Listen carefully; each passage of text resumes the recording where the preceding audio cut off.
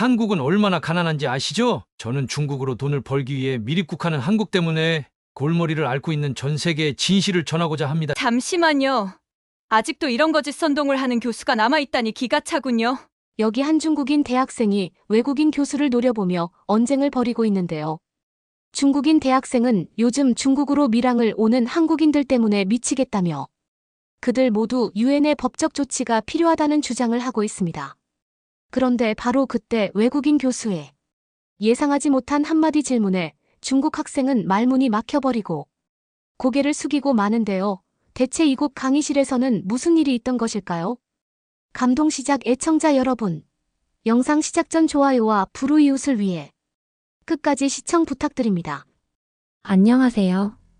저는 캐나다에 거주 중인 세뇨리라고 합니다. 캐나다의 유명 대학교인 밴쿠버 대학교에서 도시공학과를 전공 중인 저는 최근 토리노 동계 올림픽에서 한국인들과 한국의 매력에 푹 빠지게 되었고 지금은 학과 공부를 하지 않고 대학교 내에서 한국인 학생들이 많이 있는 동아리에 가입해 캠퍼스 라이프를 즐기고 있는데요.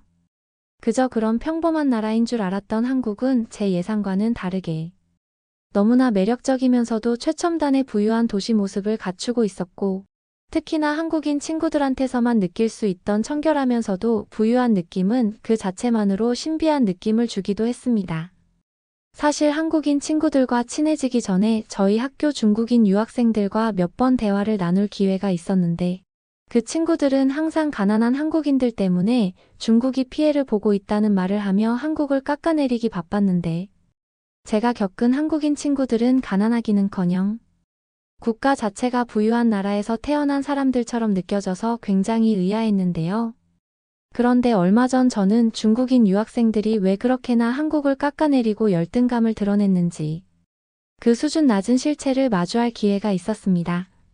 최근 저희 학교에서는 토리노 동계 올림픽에서의 한국 파워 때문인지 한국과 관련된 강의에 인기가 엄청나게 많아졌고 그날의 강의 또한 한국의 도시공학과 관련된 제 전공 강의가 진행되는 날이었죠.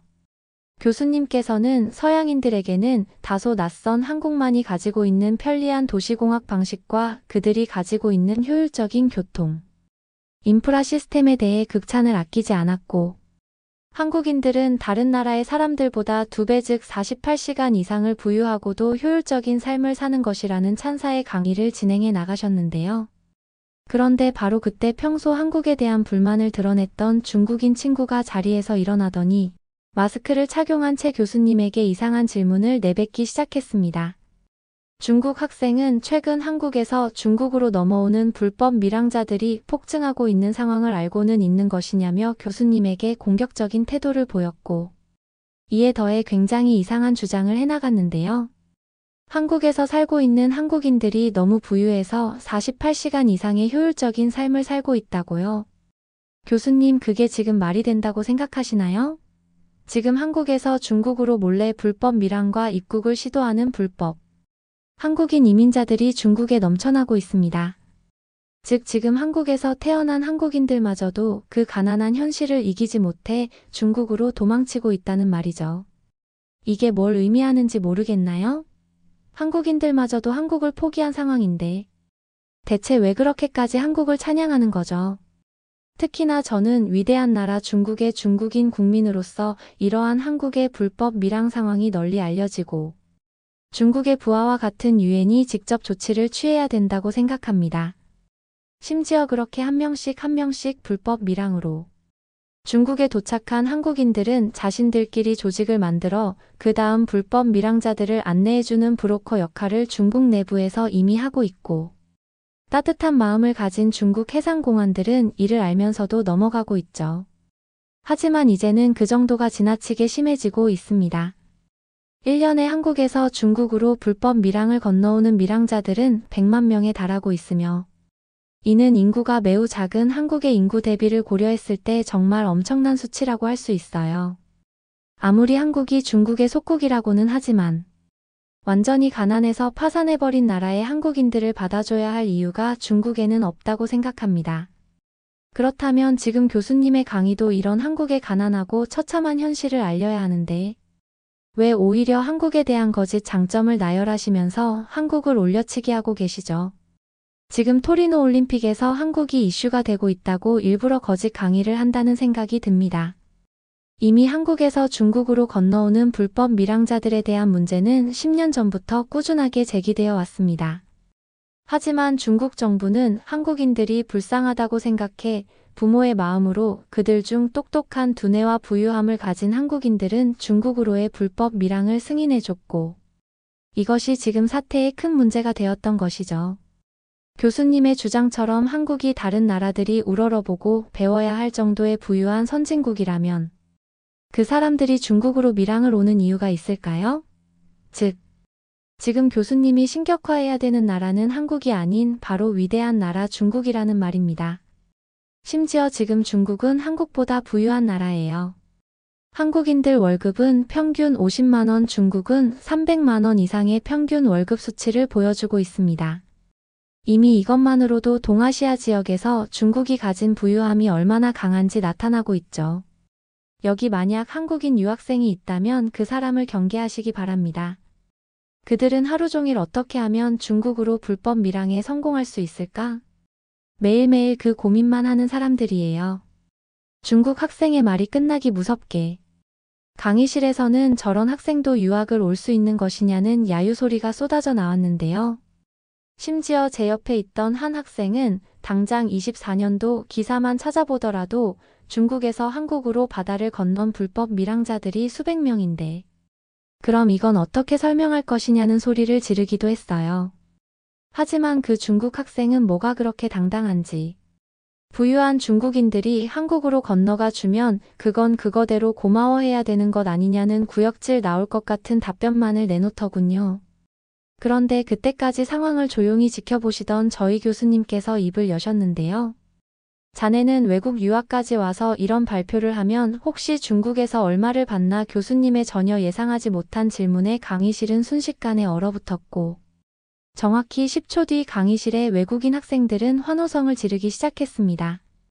실제로 최근 저희 학교에서는 중국인 유학생들이 한국과 관련된 강의에 참가를 위해 다른 학생에게 돈을 주고 자리를 받은 뒤 유독 한국을 깎아내리기만 하고 한국에 대한 정보는 모두 사실이 아니라는 이상한 단체 행동을 보여왔었는데 교수님께서는 그 문제의 중심을 정확히 찔렀던 것이죠.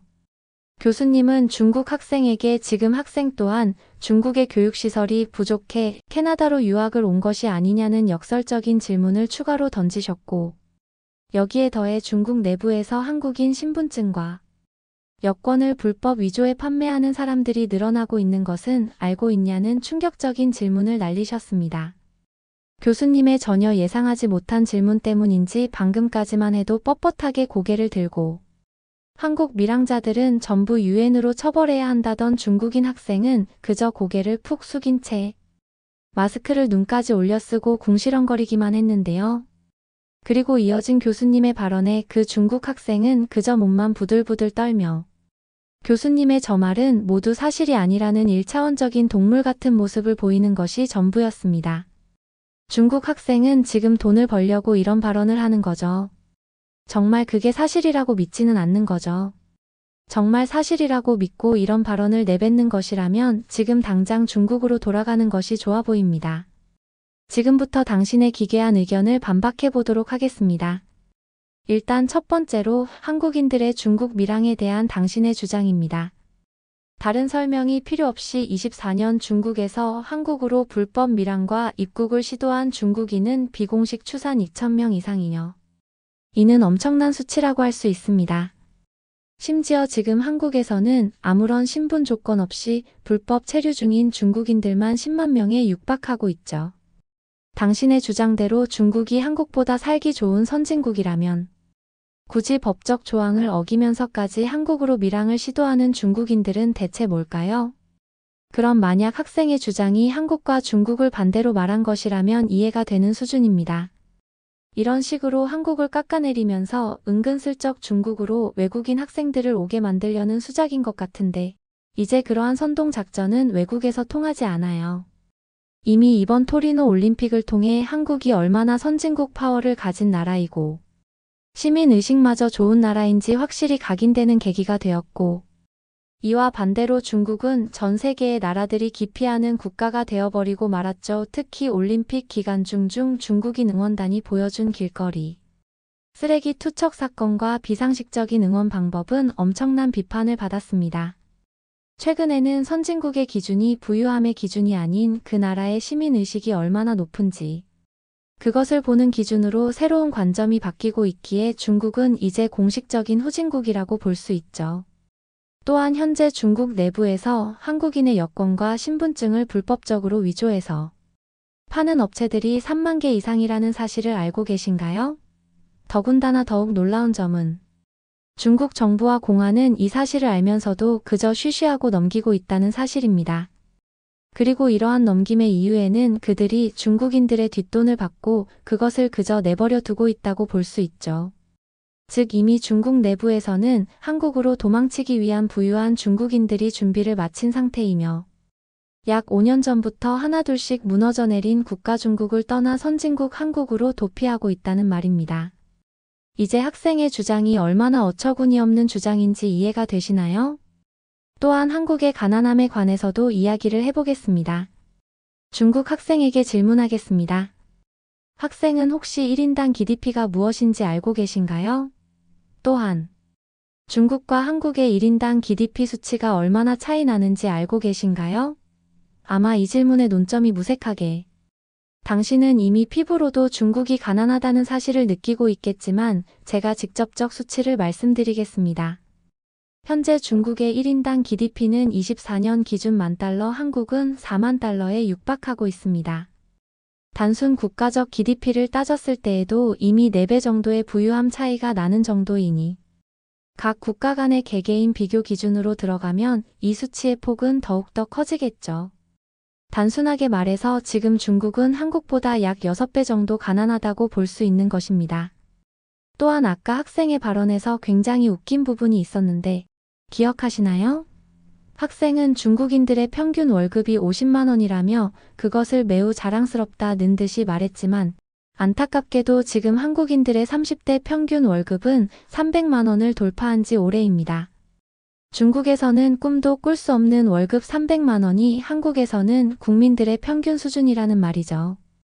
그렇다면 한국과 중국 중 어떤 나라가 더 가난한 나라일까요?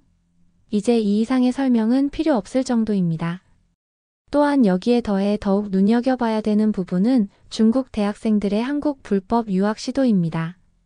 최근 중국의 처참한 현실에 눈을 뜬 젊은이들 사이에서는 한국으로 불법 유학을 시도해 한국에서 숨어서 지내는 것이 하나의 사회적 유행으로 여겨지고 있죠. 중국의 젊은 청년들은 일찍이 중국 정부의 손에서 벗어나 중국이 얼마나 가난한 나라이고 삶이 힘든 나라인지 깨달았고 이러한 도피처로 한국을 택하고 있는 것입니다. 만약 국가 간의 불법 밀항이나 입국 과정에 유엔이 개입할 수 있다면 처벌을 받아야 되는 건 중국인들이 아닐까 싶은데요. 한국인들이 중국인들보다 더 부유한 선진국인데 굳이 중국으로 갈 이유는 없기 때문입니다. 현재 전 세계를 주름잡고 있는 선진국들을 떠올려 보세요. 미국과 유럽권의 대부분 나라들은 최근 한국의 경제성장 과정과 도시 인프라를 롤모델로 삼으며 그들과 함께하기를 원하고 있습니다. 이뿐만 아니라 한국보다 가난한 개발도상 후진국들 또한 한국을 롤모델로 삼으며 경제성장을 꿈꾸고 있습니다. 즉 지금 한국은 전 세계의 새로운 선진국 기준과 중심이 되는 국가적 브랜드의 나라로 거듭났다는 말이죠. 하지만 중국의 브랜드 상징은 뭘까요? 당신이 태어난 중국은 그저 길거리에서 화장실을 해결하고 곤충 튀김을 먹는 이상한 나라 아닌가요? 더군다나 여기에 더해 바이러스에 대한 문제는 더 말할 필요 없이 중국의 무너진 현실을 보여주고 있죠. 제 말에 다시 한번 반박을 해보겠어요. 학생 교수님은 중국 학생에게 오히려 한국과 중국을 바꿔서 말한 것이라면 모두 이해가 되는 주장들이라며 강한 일침을 가하셨고 이내 곧 교수님의 발언이 끝나기 무섭게 강의실에서는 엄청난 박수 소리가 들려왔습니다. 특히나 이번 교수님의 발언이 더욱 통쾌했던 것은 지식학적인 질문을 건넨 것이 아닌 정말 중국의 무너진 현실을 그대로 느낄 수 있는 평범한 단어들과 데이터로 중국 학생을 몰아붙였다는 사실이죠. 그래서 그런 것일까요? 교수님의 질문이 끝나기 무섭게 중국 학생은 몸을 부들부들 떨기 시작했습니다.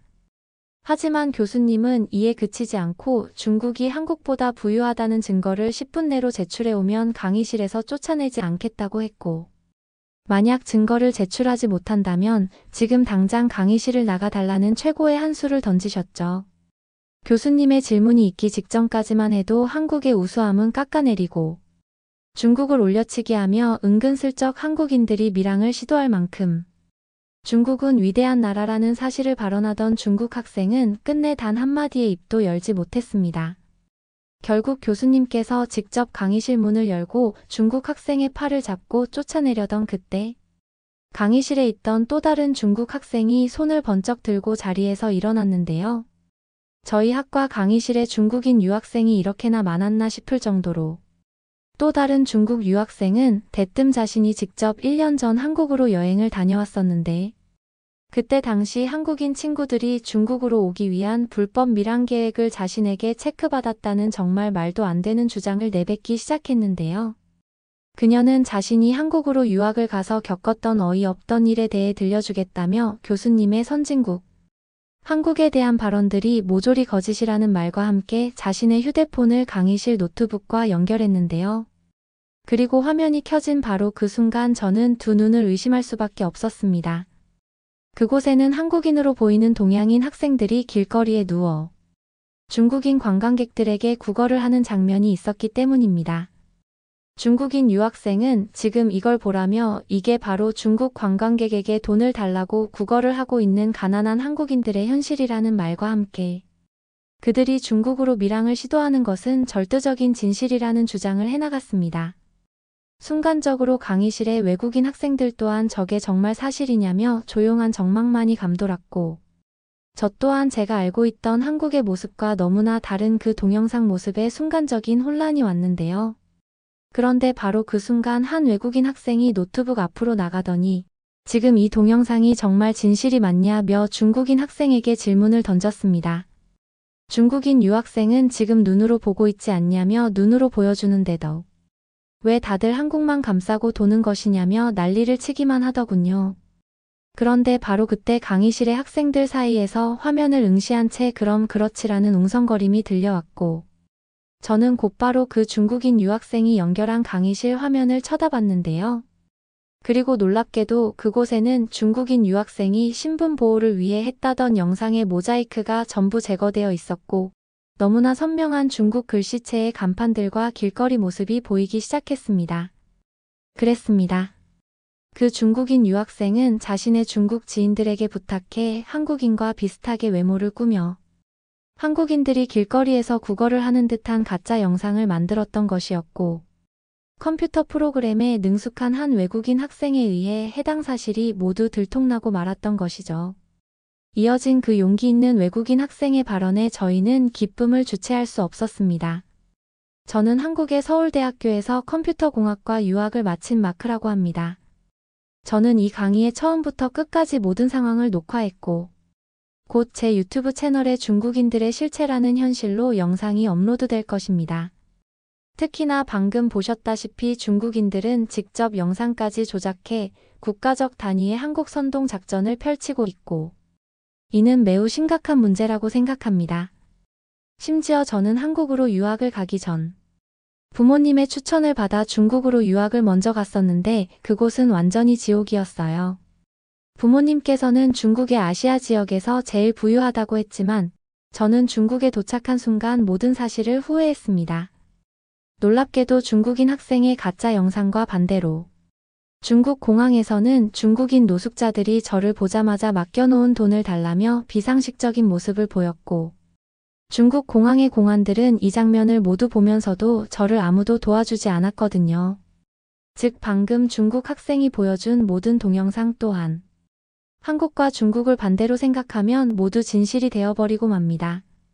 그들이 가짜 영상 제작과 거짓 선동에 익숙한 것 또한 중국의 현실을 그저 한국으로 바꿔치기만 하면 되니 일은 더 쉬워지겠죠. 중국 학생에게 질문하겠습니다. 당신은 한국을 방문해 본 적이 단 한 번도 없지 않나요? 그리고 당신 또한 중국 신분을 버리고 한국에서 지내고 싶지 않나요? 똑똑한 외국인 학생의 반박에도 중국인 유학생은 끝까지 저권 자신이 직접 한국에서 찍어온 사진과 영상이라며 주장을 굽히지 않았는데요. 하지만 이미 강의실의 학생들은 중국 학생을 바라보며 이 시대의 진짜 패배자라는 말과 함께 중국인 학생은 당장 공식 일정 강의에서 제외해야 된다는 야유가 터져나오기 시작했습니다. 이에 상황을 지켜보시던 교수님께서 직접 나섰는데요. 자, 지금 보고 있는 장면이 우리가 중국인들을 경계해야 되는 이유입니다. 한국인들이 중국으로 밀항을 시도하고 있다고 주장했지만 실제로는 중국인들이 한국인이 되기 위해 모든 수를 다 쓰는 그런 모습이었던 것이죠. 우리는 여기서 왜 중국인들이 이렇게나 한국인이 되고 싶어 하는지 그 이면을 알아야 할 이유가 있습니다. 바로 중국은 가지지 못한 전통성과 독창성 그리고 국가 브랜드 파워를 한국이 가지고 있기 때문인데요.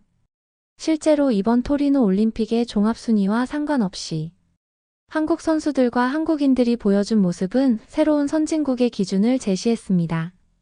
심지어 한국 선수단이 먹던 한식 도시락은 현지에서 유행되며 토리노 올림픽 푸드트럭 모두가 한식을 파는 놀라운 광경이 펼쳐지기도 했죠.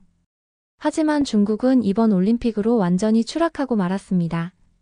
원래도 경제가 무너져 내려 사실상 파산 국가에 가까웠지만 중국인 선수들과 관객들이 보여준 수준 낮은 시민의식으로 모든 사람이 피하는 나라가 되어버리고 말았죠. 그렇다면 여기서 중국인들의 선택은 단 하나입니다.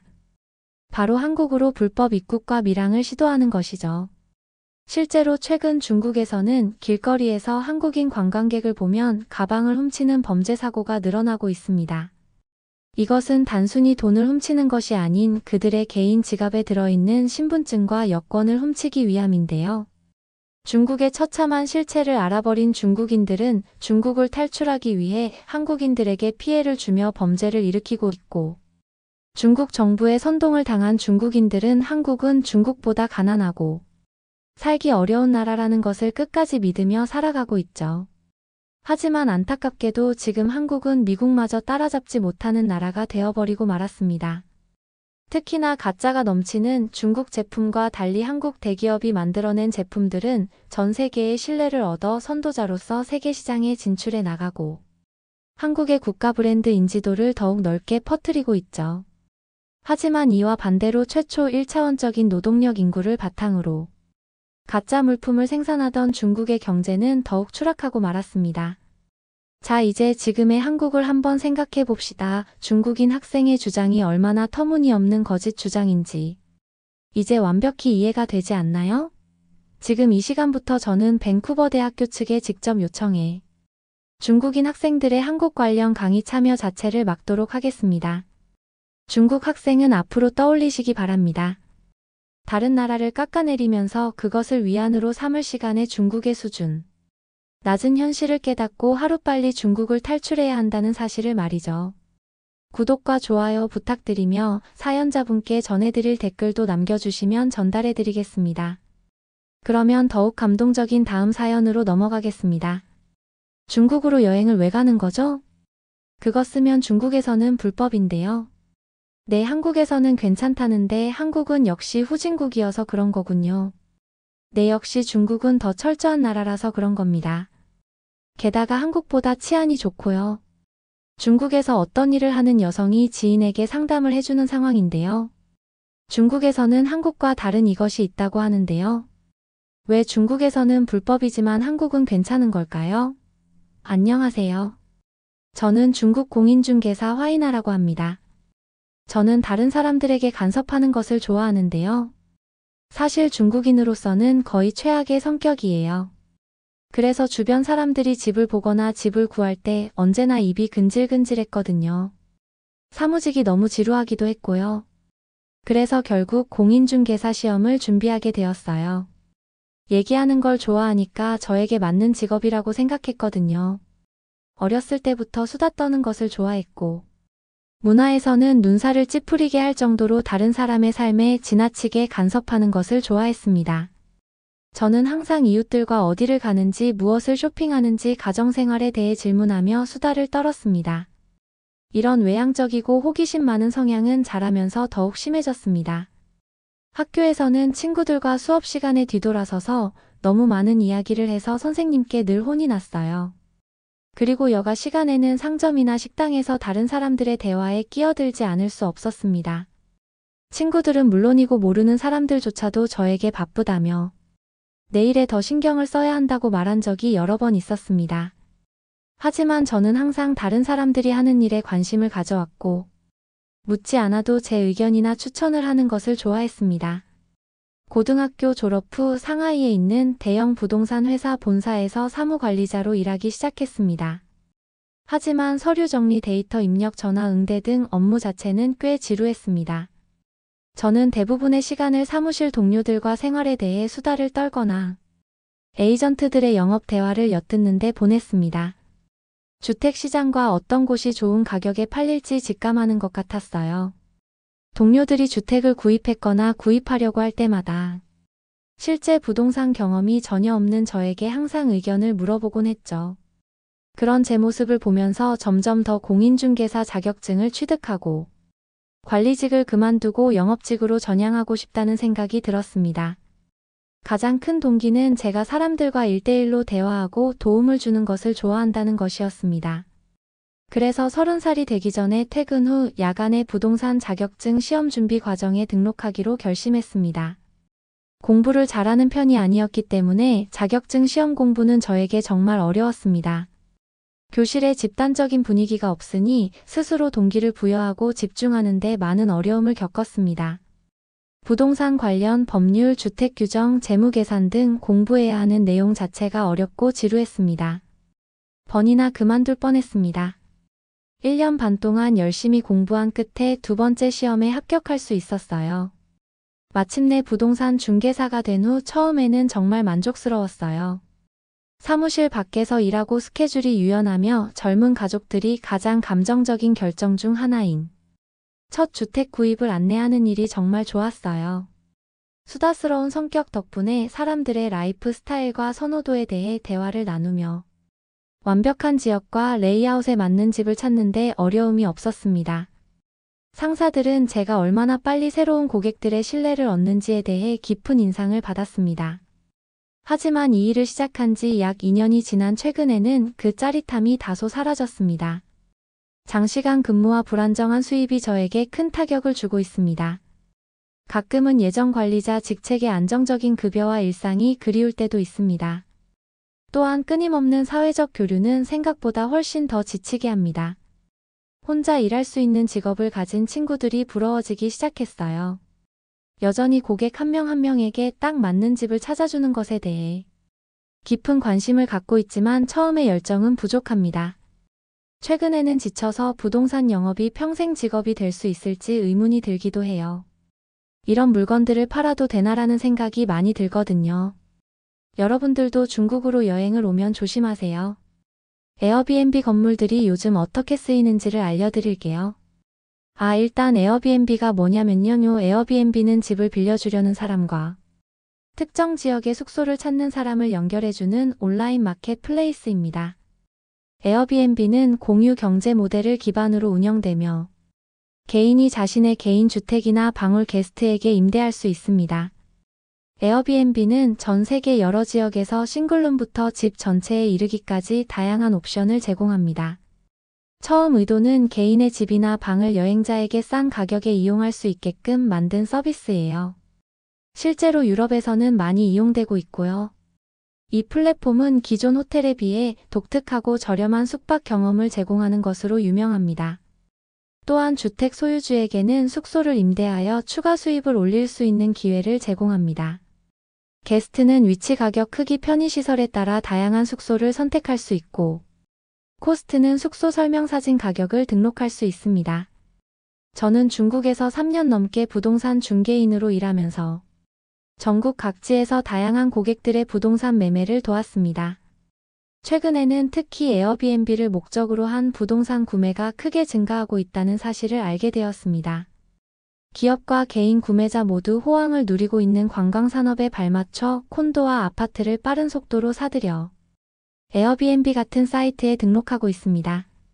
금전적으로는 현명한 투자가 될 수 있지만 저는 이러한 관행에 대해 윤리적인 우려가 있습니다. 중국에는 주거용 부동산 임대와 관련된 여러 가지 규제가 있습니다. 일단 가장 중요한 점이 뭐냐면요. 임차인에게 반드시 집에 있었던 중요한 사항을 이야기를 해야 되는 법이 존재합니다. 중개사로서 저는 장기 세입자 잠재 고객에게 주택의 결함 건축 문제, 안전 위험 등 중요한 세부 사항을 공개해야 합니다. 하지만 에어비앤비 여행자들한테는 이러한 규정이 적용되지 않아요. 이 허점을 악용하여 호텔보다 비용을 절감하려는 순진한 외국인 관광객에게 잠재적으로 안전하지 않은 공간을 임대하는 소유주가 점점 더 많아지고 있습니다. 또한 기업들이 단기 임대 골드러시에 뛰어들어 한 번에 여러 블록을 사들이면서 문제는 더욱 커지고 있습니다. 지난달에 저는 의아한 일이 있었어요. 법인 사업체가 건물을 사고 싶다는 의사를 밝혔죠. 저는 처음에는 건물을 헐값에 사서 허물고 새로 지으려고 하는 줄 알았어요. 언뜻 보기에는 탄탄한 매물처럼 보였습니다. 하지만 건물을 자세히 조사해보니 지진 피해 위험이 높고 건축 결함과 관련해 주민들이 여러 건의 소송을 진행 중이라는 문서를 발견했습니다. 이 중요한 정보를 고객에게 말을 했더니 고객은 어차피 에어비앤비에 숙소를 등록하고 나중에 문제가 생기면 처리할 계획이라며 손사래를 쳤습니다. 온라인으로 예약하는 단기 게스트에게 정보를 제공할 법적 의무가 없다는 이유로 주요 건강 및 안전 문제를 그렇게 노골적으로 무시하는 것에 충격을 받았습니다. 모든 숙소 소유주가 저처럼 속임수를 쓰는 것은 아니지만 저는 이 경험을 통해 중국의 에어비앤비 숙소 붐의 어두운 이면에 대해 눈을 뜨게 되었습니다. 느슨한 규제로 인해 부도덕한 투자자들이 안전하지 않은 숙소를 아무런 데가 없이 팔아넘길 수 있는 길을 열어주고 있습니다. 화려한 숙소 사진과 저렴한 요금에 현혹된 관광객들은 결국 의심스러운 숙소에 머물게 되고 차후에 법적 대응을 하지 못할 수도 있습니다. 저는 특히 도쿄 여행을 오시는 분들에게 조심하라고 말씀드리고 싶은데요. 베이징은 특히 그 중심에 있는 화려한 마천루 지역인 가부키초를 중심으로 항상 프리미엄 가격이 형성되어 왔습니다.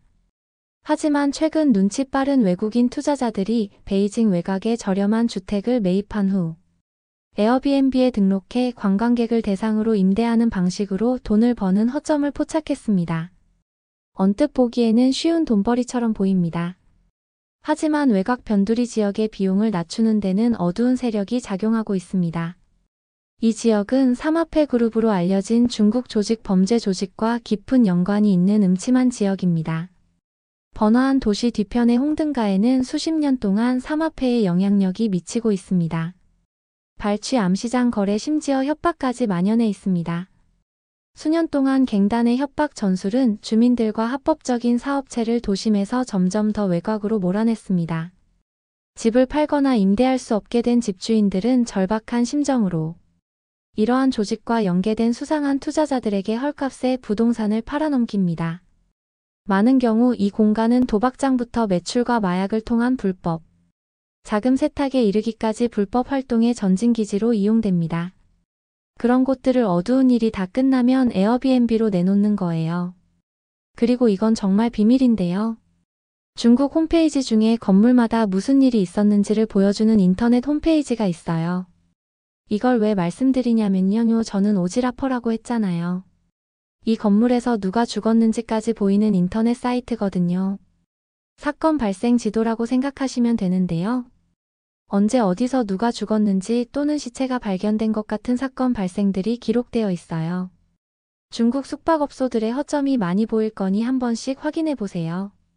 이 사이트는 20년이 넘는 사건을 다루며 범죄와 사고를 모두 추적합니다. 두 번째로 제가 부동산 일이 힘들다고 느끼는 이유가 또 있어요. 요즘 중국은 경제 침체기라서 연애나 결혼을 포기하는 젊은이들이 많은데요. 저는 연애나 결혼은 포기하면서 왜 돈으로 꼭 여자를 사려고 하는지가 이해가 안 돼요. 그래서 걸스 임대라는 게 있어요. 부동산 전문가도 아니고 집을 소개해주는 아이돌 같은 여자를 고용하는 거예요. 이게 지금 중국 부동산 업계에서 인기 있는 거거든요. 이렇게 하는 이유는 중국 부동산 중개업체의 수가 편의점보다 많은 수준이거든요. 경쟁에서 살아남는 방법으로 걸스 임대라는 걸 찾아낸 거죠. 중국에서 부동산 중개업체는 지금도 그 수가 계속 늘어나면서 고객들 눈에 띄어 살아남기 위해 다양한 방법으로 고객을 유치하고 있습니다. 외국인을 전문으로 하는 부동산 업체도 있고요. 여성 고객만 전문으로 하는 것도 있습니다. 바로 걸스 임대인데요. 걸스 임대란 부동산과 거리가 먼 것처럼 느껴지는 이 방식은 아이돌 같은 여자를 부동산 회사에서 고용을 하는 거예요. 그리고 고객한테 오늘 집을 같이 볼 사람을 고르라고 해요. 당연히 추가 비용을 지불을 하는 거죠. 그러면 그 아이돌 같은 여자가 집을 소개해 주는 거예요. 이런 식인 거예요. 어떤 남성이 집을 보고 싶어서 여자를 지목해서 이 여자가 소개해 줬으면 좋겠다고 해요. 그러면 그 여자는 회사에서 집에 대한 정보를 받아요. 그리고 남자를 맞이하러 가는 거죠. 실로 중국스러운 사업이 아닐 수가 없어요. 그녀는 전문성과 친근함이 어우러진 반짝이는 눈빛으로 따뜻한 미소를 지으며 그를 맞이해요. 아케미짱 드디어 만나서 반가워요. 그가 손을 내밀며 말했다. 와 주셔서 정말 기뻐요. 오늘 보여드릴 집 세 채를 준비했습니다. 첫 번째 집부터 시작하겠습니다. 첫 번째 집은 세련되고 현대적인 건물에 있었습니다. 엘리베이터에 들어서자 그는 설레는 마음이 들었습니다. 엘리베이터가 부드럽게 올라가고 문이 열리자 그는 깜짝 놀랐습니다. 복도가 아닌 넓은 거실로 바로 들어섰기 때문입니다. 걸스는 웃었다. 네, 이 아파트의 특징 중 하나죠. 거실이 넓어서 정교한 가구를 놓을 수 있고 원한다면 댄스 플로어도 있어요. 아케미짱이 옆에 누워 천장을 바라보며 말하는 거죠. 저기 TV를 상상해 보세요. 그녀가 벽을 가리키며 제안도 해요. 그리고 여기 큰 거울이 있으면 공간이 더 넓어 보이겠죠. 수납 공간은 충분합니다. 이렇게 별로인 집도 합리화할 수 있는 거죠. 마치 이 공간에서 함께 미래를 설계하는 여자친구처럼 개인적인 터치도 가미되어 있어요. 웹 그녀는 책상을 놓을 위치를 지적하고 침대를 놓을 완벽한 장소를 제안하는 등 사려 깊은 여자친구의 시선으로 모든 아이디어를 제시했습니다. 그런 다음 안쪽 문을 열자 화장실과 욕실이 딸린 공간이 드러났습니다. 파격적이면서도 흥미로운 레이아웃이었죠. 그걸스는 아직 옷을 다 입은 채 욕조에 들어와 장난스럽게 손짓하며 같이 들어가자고 했습니다. 정말 회의감이 들어요. 그래서 저는 에어비앤비를 가도 철저히 알아보고 가는 편인데요. 그런데 한국에서 한옥 구조를 너무 경험해보고 싶어서 전주 여행에 가서 한옥 게스트하우스를 간 적이 있었어요. 에어비앤비 숙소는 매력적인 고택을 호스트가 직접 관리한다고 광고했지만 제 경험에 비추어 볼 때 일반적으로 멀리 떨어져 있는 집주인이 관리 업무를 고용한 도우미나 부동산 관리 회사에 맡기는 경우가 많았습니다. 기껏해야 가끔씩 체크인 문자 메시지를 보내거나 숙소 내에 상주하는 하우스키퍼가 가끔씩 침구류나 공용 공간 정리를 도와줄 것으로 예상했습니다. 그래서 도착하자마자 택시를 잡아타고 정문 앞에서 환한 미소를 지으며 기다리는 한국인 할머니를 보고 깜짝 놀랐던 기억이 납니다. 통통 튀는 인사와 함께 악수를 건네고 비행기와 한국에 대한 첫인상 등 여러 가지 질문을 빠르게 이어가던 그녀는 곧바로 저를 편안하게 해줬습니다. 제가 롤러백을 챙기기도 전에 그녀는 이미 저를 안뜰 정원으로 안내했고 향기로운 보이차가 끓고 있는 짧은 전통 식탁에 베개에 앉혀줬습니다. 그 후 이틀 동안 할머니의 환대는 단 한 번도 흔들리지 않았습니다. 한국의 풍습과 문화에 대한 자부심이 대단했습니다. 매일 아침마다 생선, 밥, 발효, 채소, 국으로 구성된 전통 아침 식사를 준비할 때면 주방에서 지글지글 지글거리는 소리와 함께 잠에서 깨어났어요. 저녁에는 여유롭게 저녁을 먹으며 그날 서울 곳곳을 돌아다녔던 명소에 얽힌 민속 이야기와 역사를 들려주곤 했습니다. 할머니는 자신의 방과 분리된 개인 스위트룸을 자유롭게 드나들 수 있는 개인 공간을 충분히 제공했지만 공용 마당과 주방에서 우리는 여전히 자주 마주쳤습니다. 식사를 하며 나누는 활발한 대화가 점점 더 기대되는 저를 발견했습니다. 그녀의 사려 깊은 추천은 번화한 명동시장과 화려한 강남, 고층 빌딩 너머로 관광객들이 잘 찾지 않는 숨은 보석 같은 장소로 저를 이끌었습니다. 알려지지 않은 골목길에 자리 잡은 포장마차에서는 죽기 살기로 맛있다는 순대 핏물 소시지를 팔았습니다. 오래된 성곽을 따라 자리 잡은 아늑한 찻집은 남산타워. 이쪽에서 가장 좋은 전망을 제공했다고 송 여사는 말합니다. 그리고 그녀는 매번 옳았습니다. 하지만 할머니와의 가장 소중한 추억은 한옥 전체에 깔린 따스한 온돌 바닥 난방 시스템입니다. 도착하기 전 이 독특한 온돌 바닥 난방에 대해 조금은 알고 있었지만 실제로 얼마나 고급스럽고 매력적인지 파악하지 못했거든요. 선선한 가을 공기가 스며드는 첫날 밤 객실로 돌아와 보니 여사님이 침대 매트 옆에 무릎을 꿇고 대청마루 아래에 놓인 작은 화덕에 조심스럽게 불을 지피고 계셨습니다. 마른 참나무 통나무가 딱딱 소리를 내며 향기로운 삼나무 연기를 내뿜으며 천천히 불을 지피고 있었습니다. 잠자고 있는 내 방에서 소란을 피우자 깜짝 놀란 내 반응을 보고 그녀는 배꼽을 잡고 웃었다. 한국에서는 따뜻한 온돌이 편안한 휴식의 비결이라고 하잖아요. 손님이 감기에 걸리거나 이불 속에서 잠 못 이루면 안 되니까요. 나만 믿으세요.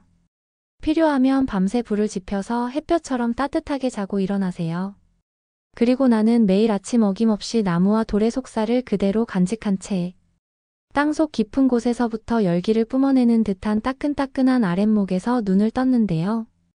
와, 중국에서는 경험해 볼 수 없는 열기였어요. 몸이 녹는 것 같았거든요. 제 방의 온돌은 연통을 통해 마루판 바로 밑으로 연기를 뿜어내는 구식 직화 방식이 아니었습니다. 그 대신 효율적인 보일러가 아래로 퍼진 폐쇄형 수관을 통해 열기를 조절했습니다.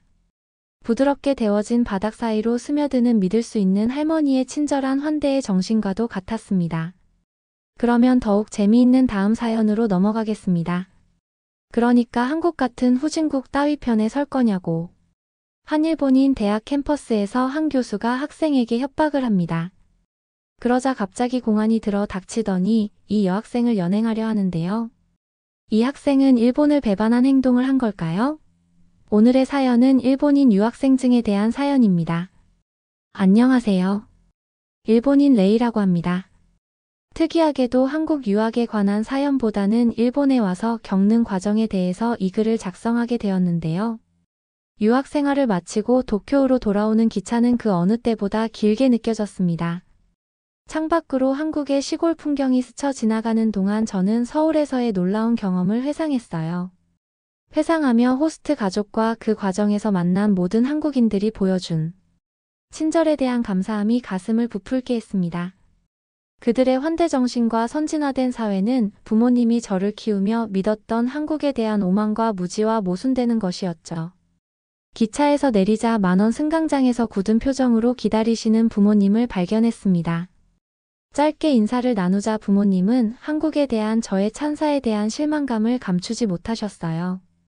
집으로 돌아오는 내내 저는 서울의 화려한 고층 빌딩과 효율적인 교통, 혁신의 최첨단을 달리는 기술에 대해 떠들었습니다. 부모님은 차가운 침묵으로 반응하셨죠. 집에서 저녁을 먹으며 저는 한국에 대해 인상 깊었던 모든 것을 사진과 이야기로 보여드렸습니다. 아버지는 넌 젊고 순진하구나 라며 비웃으셨습니다. 넌 관광객으로 잠시 머물렀을 뿐이야. 한국은 현대적으로 화려한 외관을 가지고 있지만 일본의 힘과 정교함을 결코 능가할 수 없다. 어머니가 끼어들었습니다. 우리의 고대 문명은 한국의 수천 년의 역사를 가지고 있단다. 외국인을 동경할 것이 아니라 자국의 우월성을 인정해야 해라고 말씀하셨습니다. 무엇보다 일본의 위대함에 대한 그들의 오만한 확신에 저는 화가 났습니다. 한국을 방문해 보긴 하셨나요? 저는 뾰족하게 물었습니다. 부모님은 실제 경험이 부족하다는 사실을 인정하지 않으려는 듯 고개를 돌리셨죠. 낡은 태도는 쉽게 고쳐지지 않죠. 하지만 언젠가 일본이 진정으로 미래를 포용하려면 아시아 이웃 국가들을 경시하는 태도를 넘어서야 해요. 저의 도전적인 어투는 분노의 찬반응을 불러일으켰습니다. 말 조심해라. 아버지가 엄중하게 경고하셨습니다. 우리는 너를 키우고 해외로 보내기 위해 희생했어. 고국을 비난하지 말고 감사하는 마음을 가져라. 아버지의 질책에 저는 불편한 침묵에 빠졌습니다. 세대 간 격차가 크게 벌어져 버리고 말았죠. 그 후 몇 주 동안 고립감과 낙담이 제 귀국을 어둡게 했습니다. 대학에서 제 눈을 뜨게 한 경험에 공감하는 동급생은 거의 없었고, 대부분은 해외 유학이라는 이국적인 모험을 부러워했어요. 위계 질서와 수능을 강조하는 분위기 때문에 저는 학계에서조차 대중적인 태도에 도전하는 것을 꺼리게 되었습니다. 영감을 얻기 위해 한국에서 공부한 경험이 있는 일본인 동료 학생들에게 온라인으로 연락을 시도했습니다. 이 공개 포럼에서 우리는 뿌리 깊은 문화적 편견을 넘어 한국의 진실을 밝히려는 노력에서 동지애를 발견했어요. 한 학생은 기술 발전과 경제력으로 인해 한국은 일본의 위협적인 존재가 되었다 고 인정했습니다. 한국이 여전히 후진국이라고 생각하는 것은 헛된 무지입니다. 저는 서울의 세련된 고층 빌딩, 번화한 쇼핑과 최첨단 기기 등을 담은 사진을 매일 공개적으로 올리기 시작했어요. 저는 한국이 여러 분야에서 일본의 발전을 따라잡았을 뿐만 아니라 전 세계적으로 영향력을 발휘하며 새로운 혁신을 개척하고 있다는 점을 강조했죠. 이 게시물은 좋아요가 누적되고 대부분 긍정적인 반응을 얻으며 주목을 받았습니다. 하지만 낡은 민족주의에 집착하는 일부 보수적인 팔로워들의 분노 섞인 반응도 많이 받았어요. 당신은 한국 숭배로 일본을 부끄럽게 한다는 비난도 있었습니다. 일본의 시스템과 가치가 여전히 우월하다. 저는 이런 비아냥거림에 움찔했지만 용기를 내어 이렇게 대답했습니다. 진리에는 국가가 없습니다. 우리는 우리가 뒤처진 부분을 인정하면서 일본을 사랑할 수 있습니다. 라고 답했습니다. 소셜미디어에서 격렬한 논쟁이 벌어지는 동안 몇몇 젊은 일본 학생들이 저에게 개인적으로 메시지를 보냈습니다. 그들은 자신들이 자라왔던 비굴함과 상반되는 한국의 번영을 솔직하게 묘사한 저희 글에서 영감을 얻었습니다. 한 학생은 당신의 글이 제 마음을 열었습니다. 라고 보내왔습니다. 이제 서울을 방문해 그 발전상을 직접 보고 싶어요. 부모님은 제가 공유한 사진과 기사를 쳐다보지도 않으셨으며 고집스럽게 움직이지도 않으셨습니다. 아버지는 네가 원하는 것을 믿어라 라며 일축하셨습니다. 일본의 운명은 모든 것을 가린다 하지만 열린 마음을 가진 젊은이들을 깨운 것만으로도 저는 충분히 승리한 것처럼 느껴졌죠. 저는 무지의 세대에 도전하는 씨앗을 심었습니다. 이제 문이 열렸으니 앞으로 어떤 신선한 아이디어와 개혁이 꽃을 피울 수 있을까요? 집에서는 긴장감이 감돌았지만 마음은 목적의식으로 부풀어 올랐습니다. 저는 한국의 고무적인 성공 사례와 일본이 그로부터 얻을 수 있는 교훈을 계속 조명하기로 결심했습니다. 이러한 문화 간 교류는 저에게 연구와 열린 대화를 통해 사회 발전을 촉진해야 한다는 새로운 소명을 불러일으켰어요. 그렇게 시간이 지나도 해외 유학 생활의 깨달음은 사라지지 않고 계속 커져만 갔습니다. 도쿄 외국어 대학교 캠퍼스로 돌아온 저는 한국에서의 경험을 좀 더 공식적인 연구로 이어가기로 결심했습니다. 처음에는 경영학을 전공했지만 사회학과 동아시아의 사회 변화에 관심이 많았습니다. 교수님들은 세대 간 격차와 문화적 편견을 조사하는 학제 간접근 방식을 환영해 주셨어요. 저는 한 학기 논문에서 한국의 대중문화와 경제적 발전을 수용하는 젊은 세대와 대조적으로 한국에 대한 일본의 구시대적인 가부장적 태도를 분석할 것을 제안했습니다. 지도교수는 일화만 보지 말고 데이터를 보라고 조언하셨습니다. 저는 학생 그룹에 연락해 일본 내연령 성별 지역별로 한국에 대한 시각을 조사했습니다. 실증적 결과는 많은 것을 말해줬습니다. 나이든 일본인들은 한국에 대해 가난하고 후진적이라는 고정관념에 사로잡혀 부정적인 시각이 훨씬 더 많았습니다. 반면 젊은이들은 한국 드라마와 음악의 매력을 느끼고 한국의 발전에 감탄했죠. 설문조사에 참여한 한 학생은 낡은 사고방식이 바뀌든 바뀌지 않든 양국은 공동의 미래를 만들어가고 있다 고 답했습니다. 또래 친구들에게 조사 결과를 발표하면서 저는 일본 젊은이들이 이전 세대가 한국에 대해 가졌던 경멸을 점점 더 꿰뚫어보고 있다는 점을 강조했습니다.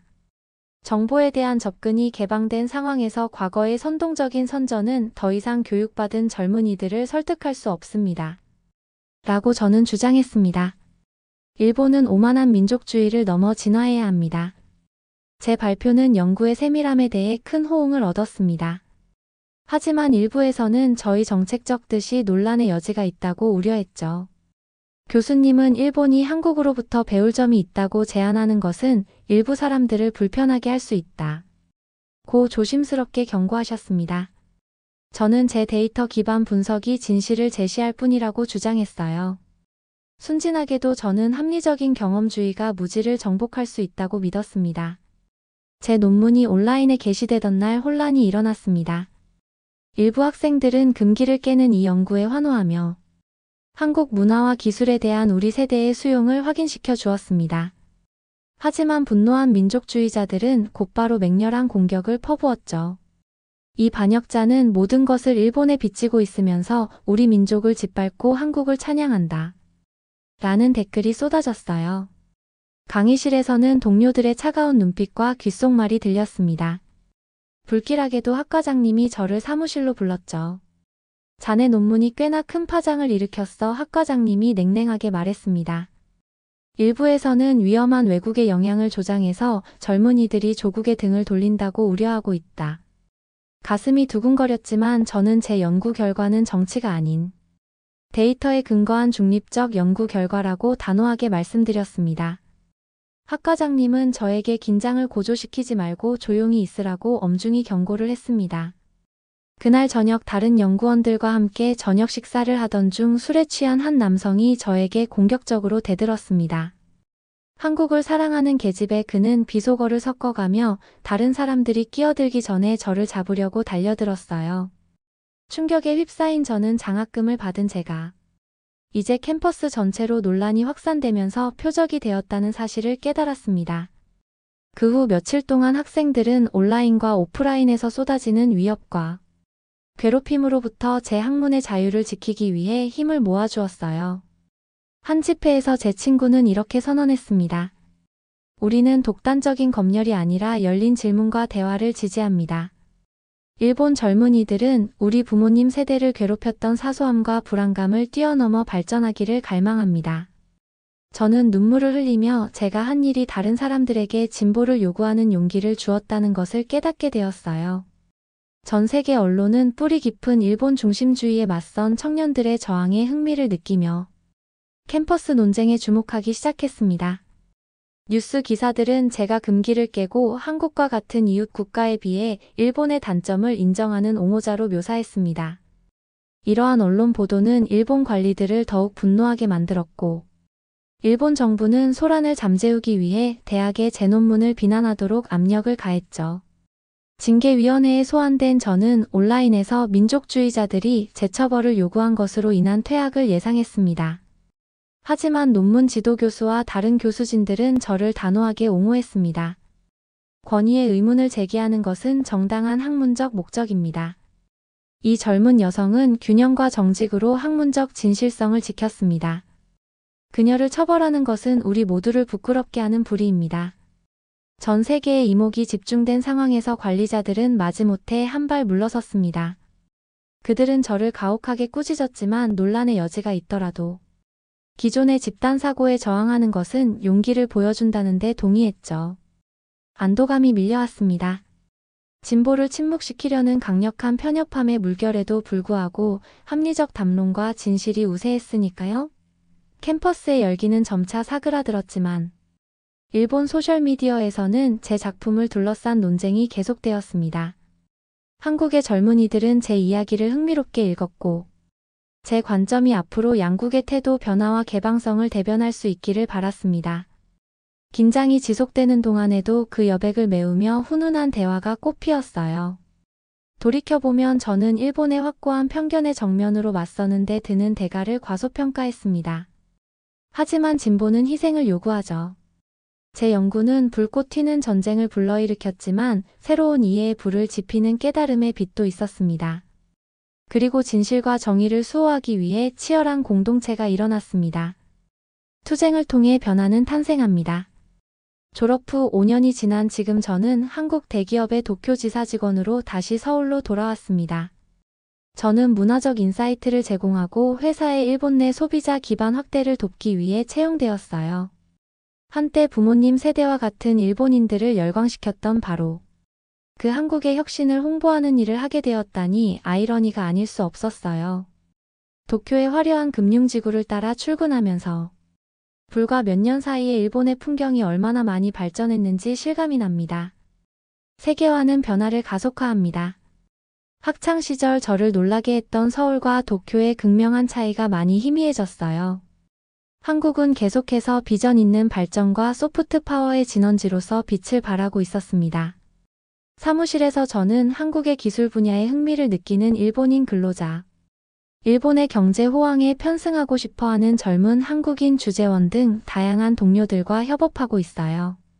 서로 다른 문화권에서 일하다 보니 시간 엄수, 직장 내 위계질서, 직설적인 의사소통 방식과 간접적인 의사소통 방식 등으로 인해 때때로 긴장이 생기기도 합니다.